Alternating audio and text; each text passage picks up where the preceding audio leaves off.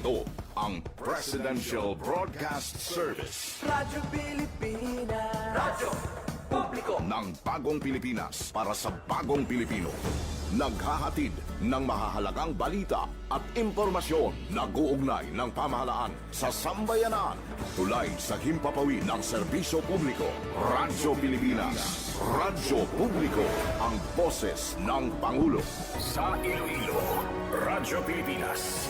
585 AM. Philippine Standard Time, alas 4:05. Gikan sa hulot balitaan sa PBS, Radio Pilipinas, Iloilo. Gintipon sang bugos nga puwersa sa News and Public Affairs Division. Mga pagsaysay sa mga hitabo o aksyon, mga pananawan, kag desisyon, mga hibubunon sang napektuhan nga sektor, mga dalagko nga balita diri sa Iloilo. Kag iban nga bahin sang Kabisayan nagkatungdan. Mga balita nga natipon sa sulod sang nagligan nga 24 oras.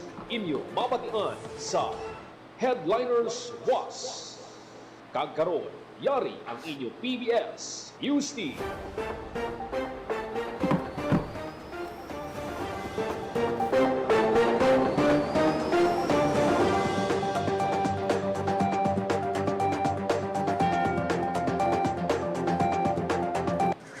Headline.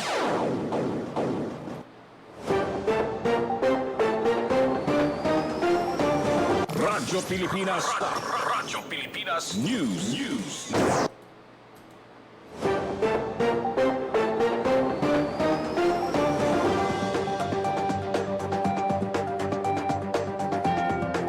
Maayong hapon na Banwa, yari ang Headliners Boss nga gintipon sa hulot balitaan sa DYLL Radyo Pilipinas Iloilo subong nga Biyernes, Mayo 22 tuig 2026. Ako naman si Bing Pabiona, kagyari ang mga headline.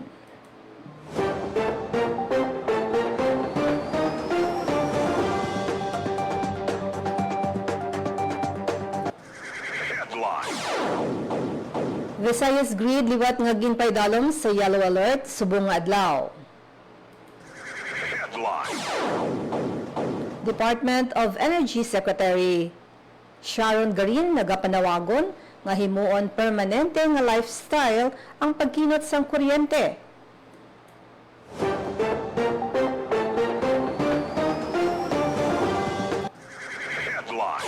Suggested retail price para sa lokal nga bugas posible mangin epektibo sa sunod nga semana.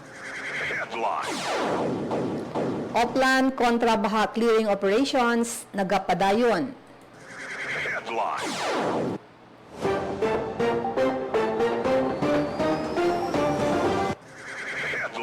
Just 16 kasakos ang plastic kag coastal debris nakolekta sa coastal cleanup sa siyudad sang Sagay.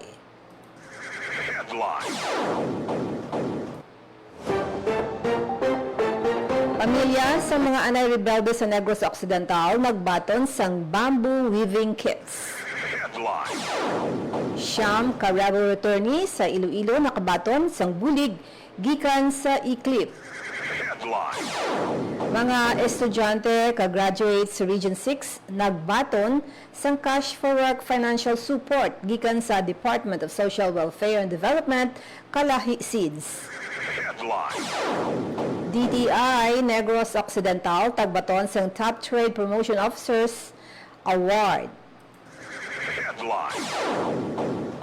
Duha ka tangke sang tubig ginpahamtang sa Kalaparan, Molo, Iloilo City bilang sabat sa ila ginakulang nga supply sang tubig.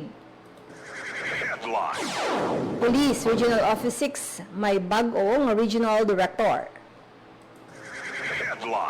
Libre nga circumcision gintanyag sang Antique PHO. Gimaras nagasaulog sang ika-34 nga anibersaryo.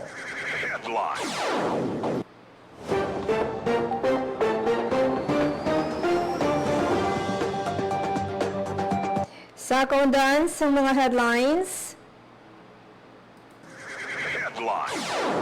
Visayas Grid liwat naman higing paidalom sa yellow alert.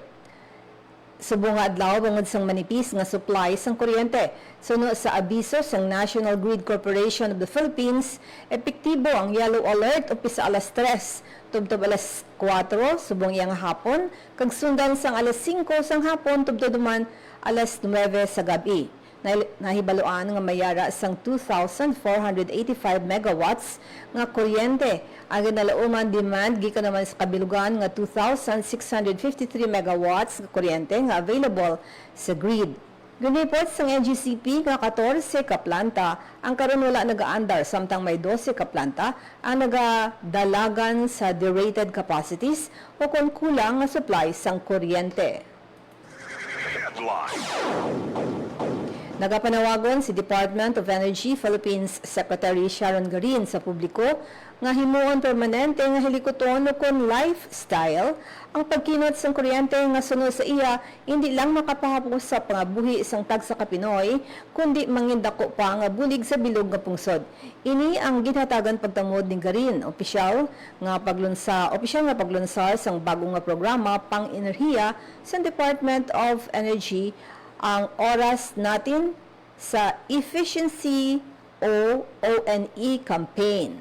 Tinutuyo sang One campaign nga inganyuhon ang publiko nga mangin mas nakahibalo kag disiplinado sa pagkonsumo sang kuryente. Sa idalom sang programa, ginimbitar ang tanan nga patyon ang mga suga kag i-unplug ang appliances o kung gadget nga wala ginagamit sa sulod sang isa ka oras. Particular umpisa alas 8 sa gabi tubtob alas 9 sa gabi kada Sabado.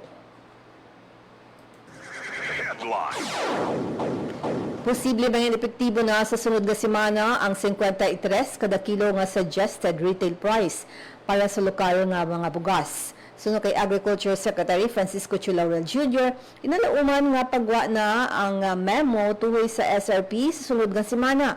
Liwat naman nga ginatahag nga magaserbi lang nga giya ang SRP sa mga retailer kag bumalakal sa patas nga presyo sang lokal nga bugas.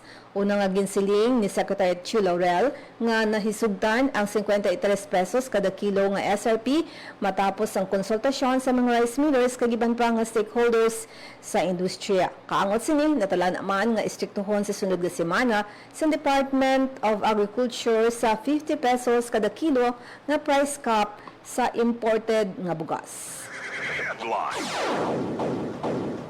Oplan kontra baha clearing operations nagapadayon. Yari ang report ni Janelle Baclay. Padayon ang clearing operations sa pila ka waterway sa Roa City, Capiz bilang programa sa Oplan kontra baha. Lakip sa gimpidalom sa desalting kag clearing operations amo ang Pueblo Creek, Pueblo de Panay, Salawaan, Rojas City. Katuyuan sa programa nga mapabilin nga matalon sa ang ilig sang tubig sa mga suba. Agi sa pagkuha sang lutak, basura kag mga bagay nga nagasagabal sa lagyan sang tubig. Ang aktibidad ang ginpangunahan sa Department of Public Works and Highways kabuilog ang lokal nga panguluhan sang Capiz santo sa direktiba ni Presidente Ferdinand R. Marcos Jr. Ini agud balikawan ang dakong karitan nga posibleng madulot sang pagbaha sa Pumuluyo. Para sa Bagong Pilipinas, Janelle Baclay, Radyo Pilipinas, Radyo Publiko. Samtang 16 kasakos ang plastic kag coastal debris nakakolekta sa coastal cleanup sa Sagay City. Yaring report ni Hope Torrichante. Naglabot sa 16 kasakos ang plastic waste kag coastal debris ang nakolekta sa ginhiwat nga coastal cleanup sang DNR Penro Negros Occidental sa Barangay Vito, Sagay City. 75 ang nag-upod sa dululungan nga pagpaninlo lakip na ang mga people's organization para sa pagpangapin sang baybayon kadungan sang selebrasyon sang 2026 Month of the Ocean.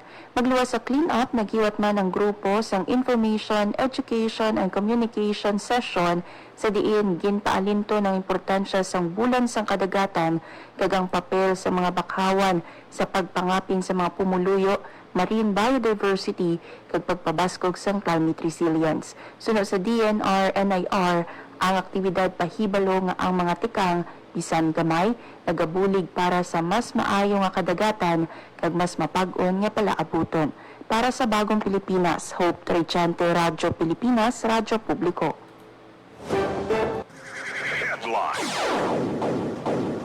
indigent senior citizens sa Pasay City nagbaton sang stipend para sa second quarter sang tuig 2006. Yaring report ni Miriam Grace Erinieta.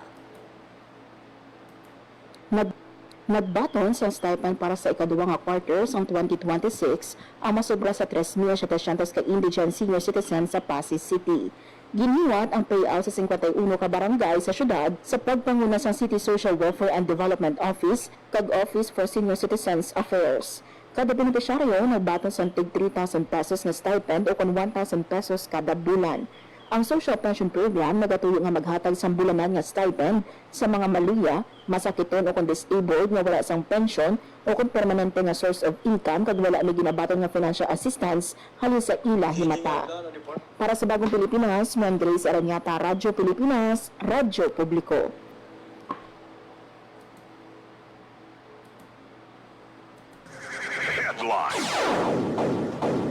Pamilya sa mga anay rebelde sa Negros Occidental nagbaton sang bamboo weaving kits. Yaring report ni JP Hervas. Nagahiwat ang Department of Trade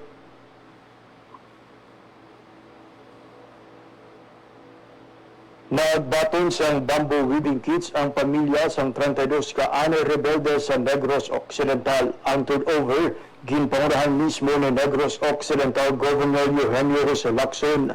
Antes ang pag-turnover sang kits, ang mga benepisyaryo nagpaidalom sa skills training sa provincial government katuyang ang Association of Negros Producers Incorporated, Philippine Army kag Office of the Presidential Advisor on Peace, Reconciliation and Unity.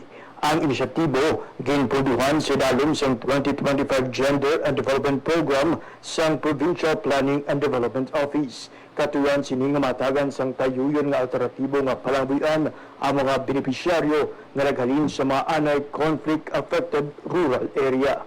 Para sa Bagong Pilipinas, JP Harvas, Radyo Pilipinas, Radyo Publiko. Siyam ka rebelde o rebel returnees sa Iloilo nakabaton sa bulig gikan sa Iklip. Yaring report ni Hope Torrichante. Nagbaton sang bulig ang siyam ka rebel returnee sa probinsya sang Iloilo. Ang bulig kabahin sang Enhanced Comprehensive Local Integration Program o kon ICLIP sa diin kada isa sa ila ginatagan sang 50,000 pesos nga livelihood assistance kag 15,000 nga financial assistance. Samtang apat naman nga milisya nagbaton sang 15,000 nga financial assistance. Ang bulig gin turnover nanday outgoing Department of Interior and Local Government Provincial Director Carmelo Orbista, kaupod sa Provincial Administrator Raul Banyas, Acting Provincial Social Welfare and Development Office Head Rani Melvi Cuarte, Philippine Army kag Philippine National Police. Ang ICLIP isa ka programa sa national government agud buligan ang mga anay rebelde nga magbalik sa sabak sang gobyerno. Para sa Bagong Pilipinas, Hope Torrichante, Radyo Pilipinas, Radyo Publiko.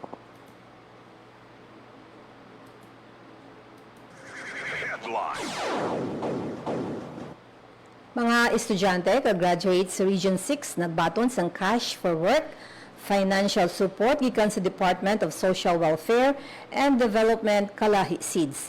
Yari ang report ni Miriam Grace Erinieta. Nagbaton sang initial financial support sa idalom sang Cash for Work program sang kapit bisig laban sa kahirapan comprehensive and integrated delivery of social services o Kalahi Seeds para sa state universities and colleges ang 70 ka mga estudyante kag graduates sa rehiyon.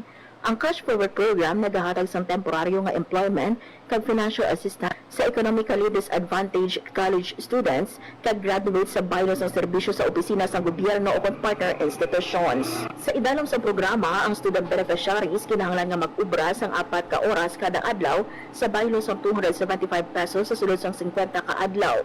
Samtang ang graduate beneficiaries kinahanglan mag-ubra sang 8 ka oras kada adlaw sa kabaylo sang 550 pesos na sweldo kada adlaw sa sunod na mga sang 25 ka adlaw. Gin-assign ng mga benepisyaryo sa ilatag sa kaburuthuan, Office of the Civil Defense kag DSWD Field Office. May ginpain nga kabuusan nga 5 million pesos para sa 370 beneficiaries sa 3 ka higher education institutions sa rehiyon. Lakip diri ang 70 ka benepisyaryo sa Iloilo City Community College, 150 sa Guimaras State University kag 150 man sa University of Antique. Ginpangunahan ang OIC Promotive Services Division Chief Judith Barado kag Social Welfare Officer 3 Felix Gilarian Jr. focus ang Cash for Work program ang payout. Para sa Bagong Pilipinas, Man Grace Aranyata, Radyo Pilipinas, Radyo Publiko. Department of Trade and Industry, Negros Occidental, Tagbaton, sang Top Trade Promotion Officers Award. Yari ang report ni JP Hervas. Kinhingaglan ng Department of Trade and Industry Negros Occidental bilang isa sa mga tagbaton sang Top Trade Promotion Officers Award sa International Food Exhibition o kon IFEX Philippines 2026 sa Metro Manila. Ang padungog nagakilala sa dalayawon nga dedikasyon, stratehiya kag liderato sa opisina agud mapasanyog ang mga local micro, small and medium enterprises kag maposisyon ang regional food brands sa national kag global export stages. Sudo sa DTI Negros Occidental, ang pagkilala naging posible hindi lang bangod sa ila team, kundi pati na sa tanan nga mapisan ng mga negosyante nga digrense. Ini nga kadalagan ang baga-survey man inspirasyon sa ahensya para padayunon ang pagpabaskog sa local food industry na makasabay sa kompetisyon sa bugos nga kalibutan. Para sa Bagong Pilipinas, JP Hervas, Radyo Pilipinas, Radyo Publiko.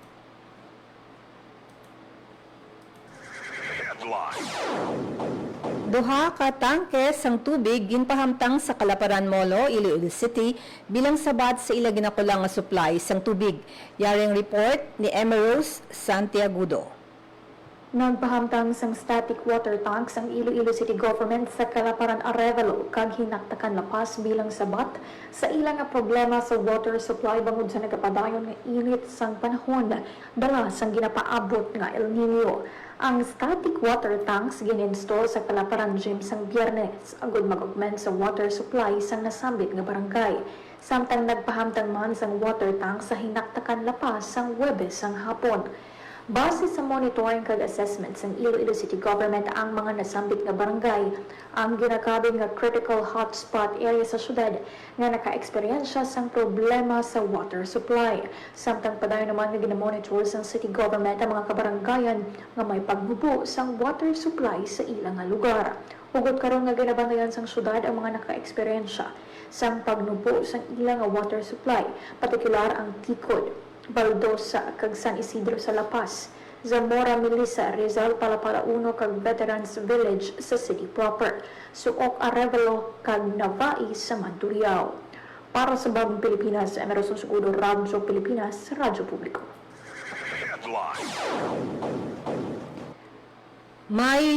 Kung may bagong regional director ang Police Regional Office 6 nga si PNP spokesperson Brigadier General Randolph Tuanyo, epektibo subong nga Biyernes, May 22.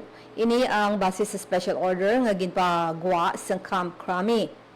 Talusan ni Tuanyo kung gintalusan ni Tuanyo si Police Brigadier General Josefino Ligan nga nag-alagad sang kapin isa ka tuig sa Police Regional Office 6 kag ma-assign sa Directorate for Operations sa Camp Crame.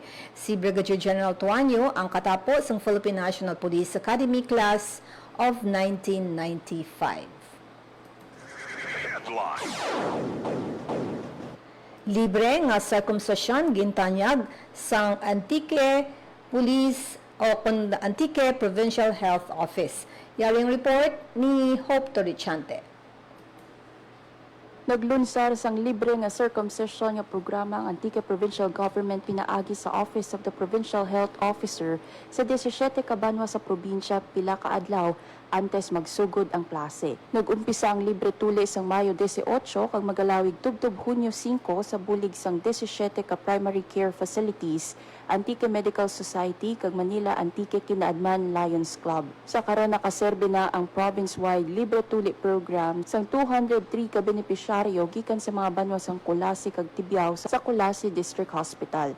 Kada banwa may ara sang 100 ka pasyente nga ika-cater sa programa. Nagapanumdum naman ang PHO sa mga pasyente nga sa sulod sang 24 oras pagkatapos ng circumcision, Likawan nga mabasa ang pilas, likawan man ang mga mabugat nga aktibidad kag tinluan ang area sang antiseptic solution makaduha ka beses sa isa ka adlaw.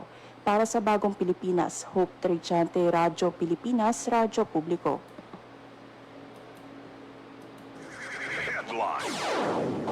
Nagtanyag sa mga pagkaon ng mga Sustainable Livelihood Program Association sa Pasig City sa ginhiwat nga food redemption activity.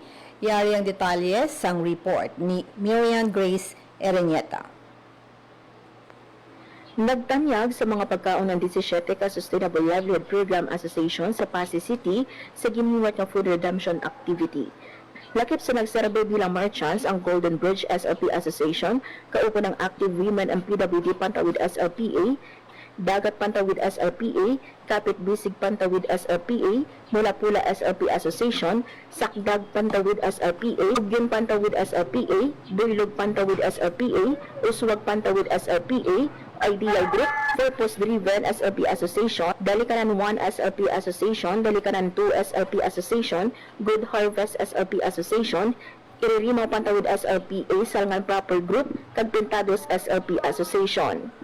May 524 ka benepisyaryo sa walang gutom program sa syudad ang nag-redem sa pagkaon kung saan inaglabot sa masobra sa 1.5 million pesos ang income.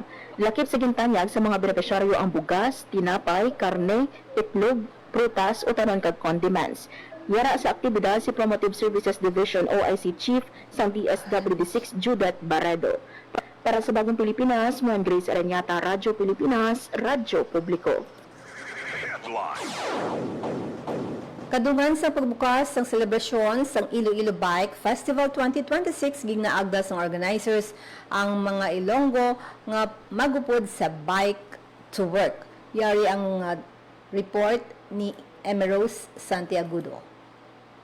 Kadungan sang pagbukas sang selebrasyon sang Iloilo Bike Festival 2026, ginaagda sang organizers ang mga Ilonggo nga mag-upod sa Bike to Work o kung gamiton ang bisikleta pakadto sa ilang obra. Sino kay former Councilor J. Treñas, Director sang Iloilo Bike Festival 2026, hiwaton ang Bike to Work sa Hunyo 5 kung sa diing pangunahan ni NMDA General Manager Nicolas Torre III, Iloilo City Mayor Raisa Treñas, kag iban pa nga city officials ang seremonyal nga pagbisikleta pakadto sa obra. Hiwaton ang ceremonial Bike to Work sa Park Square sa Iloilo Business Park sa Mandurriao alas 5 sang aga. Pagasundan ini sang opening program sang Iloilo Bike Festival 2026 alas 8 sa aga. Dugong sa opisyal nga kabahin lang ini sa pagpromote sang bisikleta, hindi lang bilang alternatibo nga mode sang transportasyon, kundi bilang primary mode. Gimpayag niya nga sa tunga sa nagapanayon nga energy emergency, mas nagakinahanglan nga ipromote pa ang paggamit sang bisikleta pakadto sa obra, agud makakinop sa gatong. Ginaagda man sa organizer sa mga employers nga tugutan ng ilang mga empleyado nga mag-upod kag mag-bike to work sa Hunyo 5. Parte lang ini sa madamo pa nga nakalinyang aktibidad sa Iloilo Bike Festival 2026. Para sa Bagong Pilipinas, Emerson Sugudo, Radyo Pilipinas, Radyo Publiko.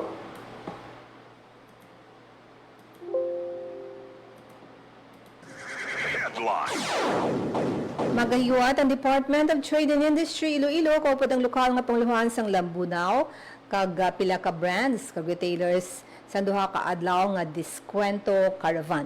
Yari ang report ni JP Hervas. Hinhingagla ng Department of Trade and Industry Negros Occidental bilang isa sa mga tagbaton sang Top Trade Promotion Officers Award sa International Food Exhibition o kon IFEX Philippines 2026 sa Metro Manila. Ang padungog nagakilala sa dalayawon nga dedikasyon, stratehiya kag liderato sa opisina agud mapasanyog ang mga local micro, small and medium enterprises kag maposisyon ang regional food brands sa national kag global export stages. Sudo sa DTI Negros Occidental, ang pagkilala naging posible hindi lang bangod sa ila team kundi pati na sa tanan nga mapisan ng mga negosyante nga rekrense. Ini nga kadalagan ang baga-survey man inspirasyon sa ahensya para padayunon ang pagpabaskog sa local food industry na makasabay sa kompetisyon sa bugos nga kalibutan. Para sa Bagong Pilipinas, JP Habas, Radyo Pilipinas, Radyo Publiko.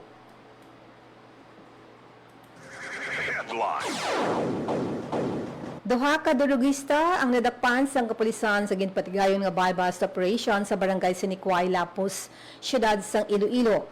Ang suspetsado ginkilala nga Sanday alias Pipoy, 34 anyos, kag alias Jerry, 19 anyos, lunsay mga residente sang barangay Zona Sur, Banate, Iloilo, kag temporaryo naga-star sa barangay Siniquay, Lapus.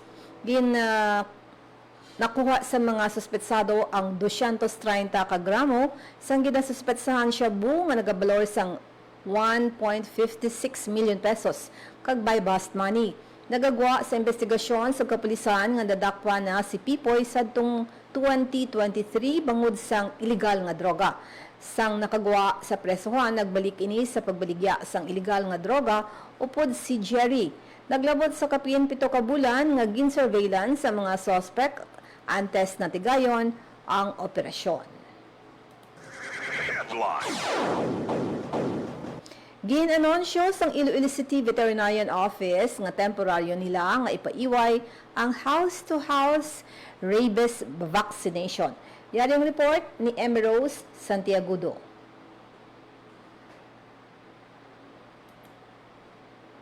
Gin-anunsyo sang Iloilo City Veterinarian Office na temporaryo nila nga ipaiway ang house-to-house rabies vaccination sa distrito sang Haro sa Hunyo bangod sa mainit nga panahon kag limitado nga supply sang bakuna. Sa advisory nga ginpagawa sang opisina bangod limitado ang supply sang anti-rabies vaccine, inahulat pa nila nga maabot ang bag-o nga supply sa Hulyo. Bangod sa ni ipahibalo nila sa publiko ang bag-o nga vaccination schedule sa tion nga mag-abot ang bag-o nga supply sang bakuna.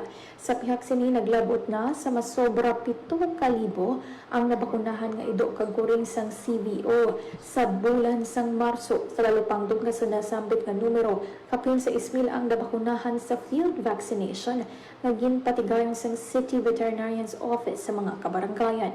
Nagapakita lang ini sang epekto sang mabasko nga kampanya sa City Vet sa mga barangay sang pagpamakuna sang ilang nga mga hinuptanan nga ido kag kuring. Para sa Bagong Pilipinas, Emero Sansukudo, Radyo Pilipinas, Radyo Publiko.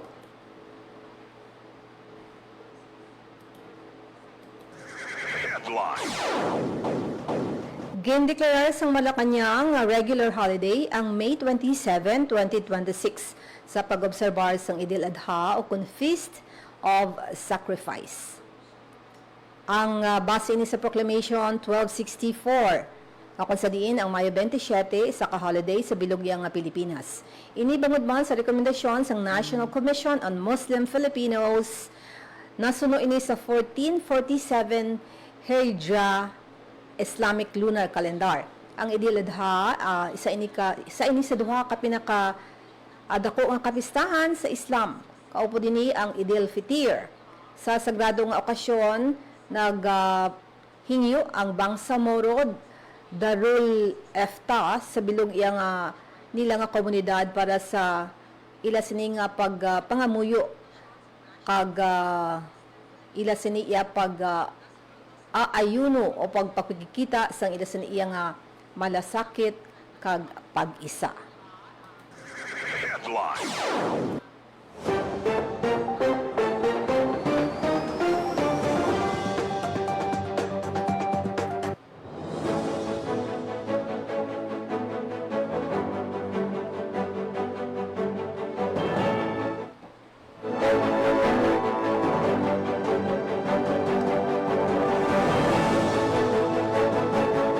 Amay itong mga headliners nga gitipon sa hulot balitaan sang DYLL, Radyo Pilipinas Iloilo. Gintipon na ni sang news team sang DYLL 585 kHz.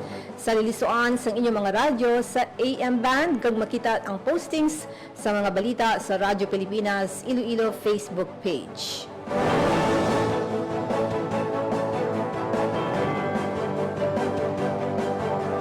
Ako ang inyong tagbalita, Bing Pabiona, Pilipinas. Maayong hapon. Ang inyong tulay sa himpapawid ng serbisyo publiko. Ang Presidential Broadcast Service, Radyo Pilipinas, Radyo Publiko. Radyo Pilipinas. Radyo Publiko. Kinilala ng pang-international at prestigyosong Asia-Pacific Broadcasting Plus Awards 2025 para sa kategorya ng Government Streaming. Ito ay dahil sa epektibo nitong pagsasanib ng mga tradisyonal na media tulad ng telebisyon, radyo at print para masabayan ang mabilis na pag-inog ng mundo ng digital at social media tungo sa mas epektibong paghahatid ng mahahalaga at napapanahong mga impormasyon sa mamamayang Pilipino. Kinilala rin ang Radyo Pilipinas dahil sa patuloy na pag-akyat ng rating. Ngayon ay matatag sa pang-4 na pwesto sa Mega Manila ayon sa pinakahuling Nielsen Radio Audience Measurement Survey. At sa social media, nakamit ang mahigit 2,000% pagtaas ng bilang ng mga sumusubaybay sa Radyo Pilipinas page sa unang bahagi ng 2025. Patunay ito na ang inyong Radyo Pilipinas Radyo Publiko ay tunay na kaagapay ng inyong pamahalaan sa paghahatid ng serbisyo sa mga mamamayang Pilipino.